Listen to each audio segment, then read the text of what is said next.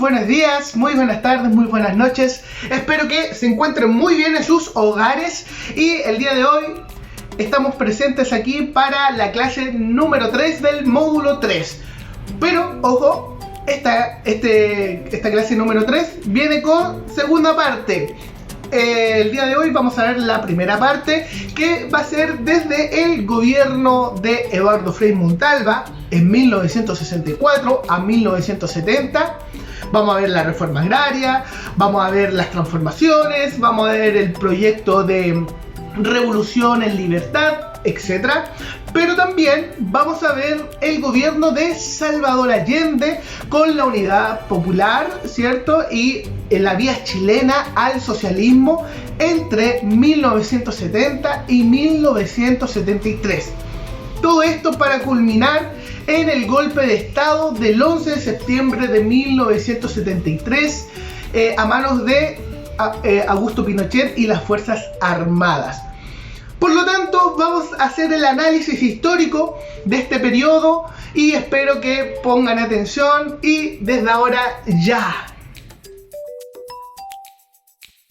El Partido Demócrata Cristiano y luego la Unidad Popular van a ser dos grandes fuerzas políticas que van a influenciar la década de los 60 y principios de los 70, con Eduardo Frei Montalva en la democracia cristiana y Salvador Allende por la Unidad Popular.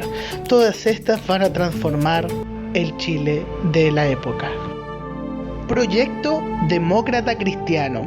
La democracia cristiana va a buscar la revolución en libertad. Esta revolución en libertad es una respuesta a la Revolución Cubana de 1959. Buscaba realizar reformas estructurales a través de la vía democrática. Por ende, era un punto medio entre la izquierda revolucionaria, que buscaba reformas estructurales a través de la vía armada, y la derecha, que no buscaba cambiar nada. Por ende, era un proyecto político de centro, aunque había sido apoyado para la candidatura por la derecha y el Partido Conservador.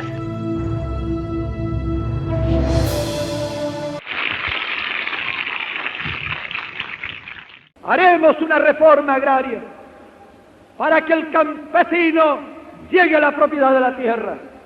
100.000 nuevos propietarios en los próximos 6 años. Vamos a hacer una reforma agraria, no para condenar al pueblo a la miseria, sino para producir más y mejor. Vamos a hacer una reforma agraria para crear miles de nuevos propietarios y no para convertir a este país en un solo fundo, con un solo patrón, que es la manera de establecer las dictaduras totalitarias que han traído hambre a sus pueblos.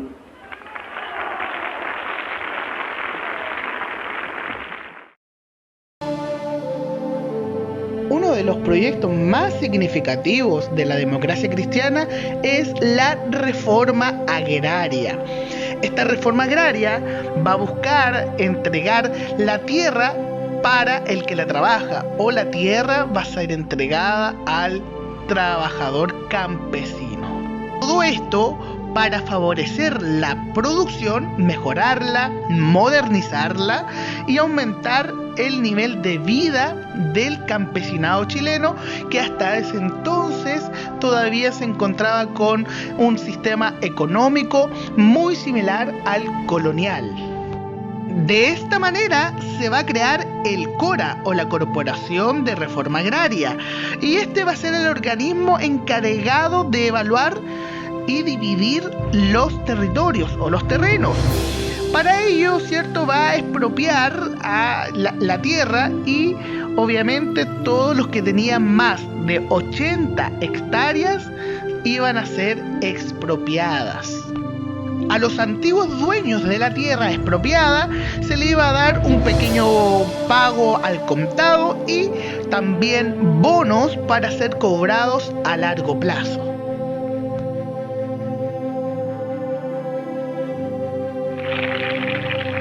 Vamos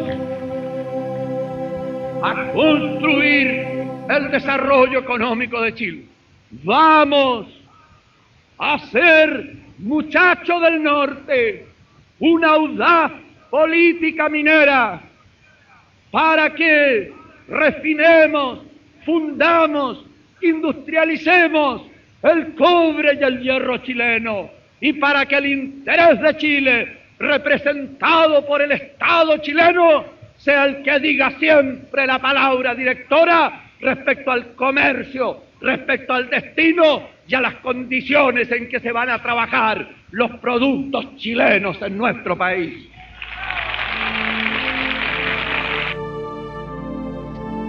El cobre va a ser declarado producto estratégico. Por lo tanto, debía volver a manos del Estado chileno o para todos los chilenos. Es por eso que el gobierno de Eduardo Frei Montalva buscará la compra de acciones a las grandes empresas norteamericanas para poder tener participación dentro de las empresas mineras. Este proyecto de la democracia cristiana va a ser bien recibido por todos los sectores, aunque la izquierda va a pedir aún mayor profundización expropiando la propiedad de los norteamericanos. Pero la chilenización solo va a implicar la compra de estas acciones y obviamente el Estado va a ser una parte más dentro de los directorios de las empresas mineras.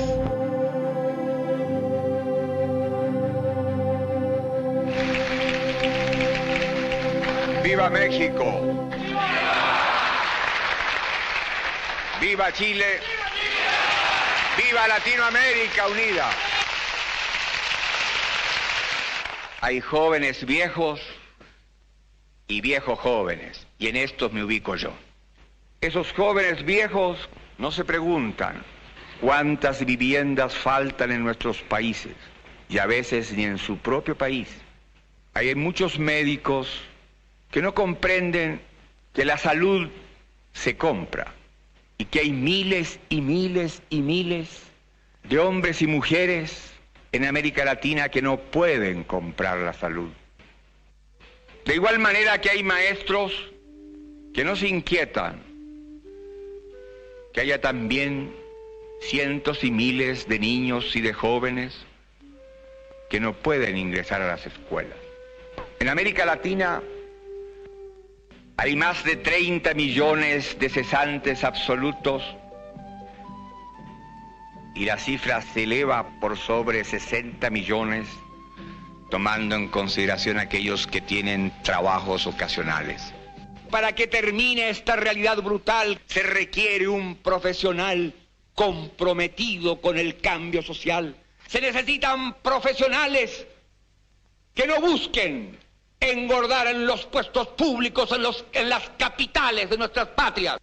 Que la obligación del que estudió aquí es no olvidar que esta es una universidad del Estado, que la pagan los contribuyentes, que la inmensa mayoría de ellos son los trabajadores y que por desgracia en esta universidad y como en las universidades de mi patria, la presencia de hijos de campesinos y de obreros alcanza un bajo nivel todavía.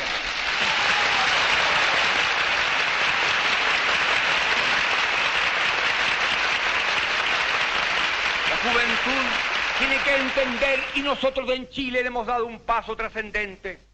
La base política de mi gobierno está formada por marxistas, por laicos y cristianos. Y respetamos el pensamiento cristiano cuando ese pensamiento cristiano interpreta el verbo de Cristo que echó a los mercaderes del templo.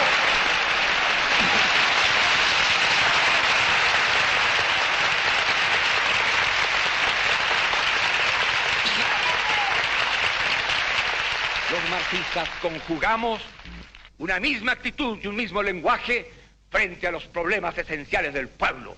Porque un obrero sin trabajo, no importa que sea o no sea marxista, no importa que sea o no sea cristiano, no importa que no tenga ideología política, es un hombre que tiene derecho al trabajo y debemos dárselo nosotros. el gobierno de Salvador Allende va a tomar medidas socialistas para reactivar la economía nacional, dando un rol preponderante al Estado. En esto vamos a tener el programa de gobierno que va a hablar sobre la nacionalización del cobre, nacionalización de la economía, profundización de la reforma agraria, educación, alimentación. Estas medidas buscaban un cambio profundo en la sociedad chilena y lo van a lograr. Y también van a alcanzar un importante crecimiento económico, sobre todo en los primeros años del gobierno de Salvador Allende. Luego, por presiones externas y problemas internos, se va a provocar una crisis económica. Para el gobierno de la Unidad Popular, el Estado debería ser el dueño de todo y el que garantice el bienestar de las personas. Por lo tanto, se van a plantear 3 áreas económicas para definir el nivel de participación del Estado. En esto vamos a tener el área social, que va a integrar todas aquellas empresas que van a ser claves para el interés del país y por lo tanto que debían pasar a ser propiedad absoluta del Estado. Por otro lado, vamos a tener el área mixta, y aquí el Estado va a ser dueño mayoritario de la empresa, pero también van a haber dueños privados con una participación más baja o minoritaria. Por último, vamos a tener el área privada, y esto van a ser las pequeñas empresas o las que ahora conocemos como pymes, que van a tener poco capital y obviamente el dueño va a ser un privado. Con esto el Estado empezó a expropiar, es decir, a quitar las empresas a los grandes capitales y obviamente estas empresas pasaban a ser propiedad del Estado. Pero también a través de la Corfo se comenzaron a comprar las acciones de las empresas que eran sociedades anónimas para tener mayor participación. La nacionalización del cobre, a diferencia de lo que había propuesto Eduardo Frei con la chilenización, esta trataba más bien de no hacerse parte con la compra de acciones en las empresas, sino que esta nacionalización buscaba una verdadera y efectiva traspaso de todos los bienes del cobre hacia el Estado chileno. Por lo tanto, el cobre se nacionaliza, expropiando así la gran minería. Esta nueva ley tuvo un gran apoyo político porque había un consenso en que el cobre era un mineral estratégico, necesario y fundamental para la economía del país. La profundización de la reforma agraria en el gobierno de Salvador Allende va a ser a tal nivel que se va a entregar casi el doble de tierras que se entregaron en los gobiernos de Eduardo Frei Montalva y Jorge Alessandri. Por lo tanto, esta reforma agraria alcanzó a muchos más campesinos, pero también va a provocar más violencia porque los latifundistas, dueños de la tierra y la propiedad agraria tradicionalmente en Chile, van a estar en desacuerdo con estas políticas de reforma agraria, de redistribución de la tierra, y van a generar violencia. Asimismo, la toma de fondos por parte de los campesinos van a aumentar la violencia en el campo. Producto de todas estas cosas, la polarización política se tomó la escena nacional. Movimientos de izquierda como el MIR y movimientos de extrema derecha como Patria y Libertad van a tomarse las calles de Santiago y de Chile y van a tener enfrentamientos. Aquí vemos, ¿cierto?, al MIR por un lado a Patria Libertad, un movimiento de extrema derecha fascista, y también tenemos cierto que los jóvenes van a participar activamente de estos dos grupos, tanto en la extrema izquierda o en la extrema derecha. Las cosas no van a estar tranquilas durante este periodo y todo se va a agudizar con el paro de los transportistas o el paro de camioneros. Este paro de los camioneros va a ser financiado y va a ser apoyado por la CIA. Estados Unidos tenía gran interés en lo que estaba sucediendo en Chile por ser Salvador Allende el primer presidente elegido democráticamente de un sector de izquierda. Además, los intereses económicos de Estados Unidos estaban en juego. Esto va a provocar desabastecimiento a nivel nacional, y esto a su vez va a provocar más y más inseguridad y más conflictos sociales dentro de la población. Por lo tanto, las maniobras para desestabilizar el gobierno de Salvador Allende estaban dando fruto. Cada vez más polarización política se estaba dando en el país y esto afectaba al gobierno.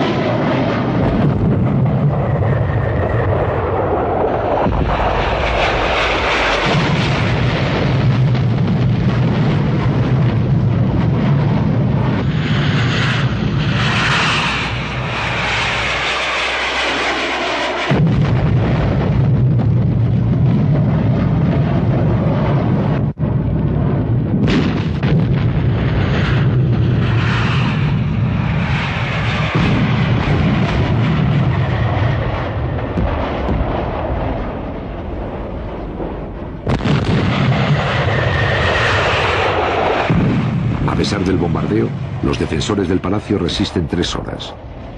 Al mismo tiempo, se producen pequeños combates en varios lugares de Santiago y provincias. A las 2:15 de la tarde, el presidente Allende muere en La Moneda.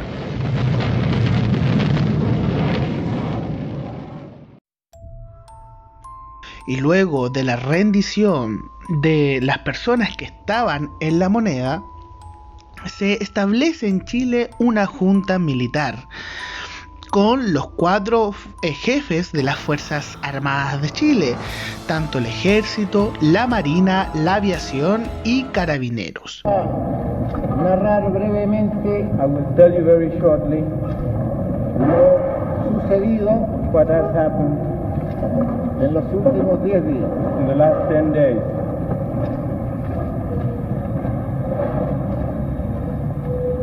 El país, the country, atravesaba por una honda crisis, was going through a deep crisis, moral, económic, social.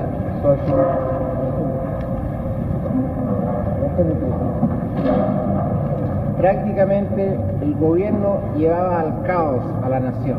Practically the government was driving into chaos the nation. En primer lugar, first place, el interés ha sido volver al país a la normalidad. Our first interest has been to return into normality. Lo cual se ha efectuado prácticamente en las 48 horas siguientes al 11 de septiembre. And that has happened in the early 48 hours of the second day. Prácticamente todas las provincias de Chile ya estaban totalmente normales. Practically all the provinces were completely normal. 2 días después, 2 days after, solo quedaba Santiago con algunos focos de extremistas que seguían insistiendo en su posición. Only in Santiago there were a few centers of resistance of people who keep it on their position. La Junta Militar se va a proponer restablecer el orden y el patriotismo que supuestamente se había perdido. Para ello, establecieron una política de violación sistemática de los derechos humanos, persecución de los disidentes políticos y, obviamente, quitaron las libertades individuales y luego van a transformar la política y la economía nacional a su favor. Por lo tanto, se instala en Chile una dictadura militar altamente represiva. Entonces, ya acabamos de ver todo este proceso desde los años 60 con Eduardo Frei Montalva y la reforma agraria, ¿cierto? La redistribución de la tierra para el campesinado, la chilenización en un primer momento del cobre con la compra de los bonos a las empresas extranjeras para hacerse partícipe dentro del directorio de esas empresas mineras. Pero faltaba aún más, ¿cierto? Que luego ya en el gobierno de Salvador Allende, entre el 70 y el 73, se va a avanzar y va a profundizarse la reforma agraria. Se van a entregar muchas más tierras, muchos más campesinos van a verse beneficiados por este proceso, y a su vez la estatización de muchas empresas extranjeras va a beneficiar y va a poner a Chile, ¿cierto?, en un buen pie económico.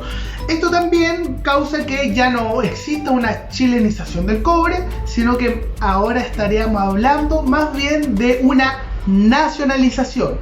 Es decir, la empresa minera del cobre ahora era parte del Estado 100%. Entonces, espero que se encuentren muy bien, que se queden en casa, recuerden, no salgan, y si van a salir, tomen todas las medidas precautorias para no contagiarse. Espero que les vaya muy bien y que hayan aprendido. Si les gustó esto, por favor, denle like, suscríbase y comente. Así que eso, nos estamos viendo.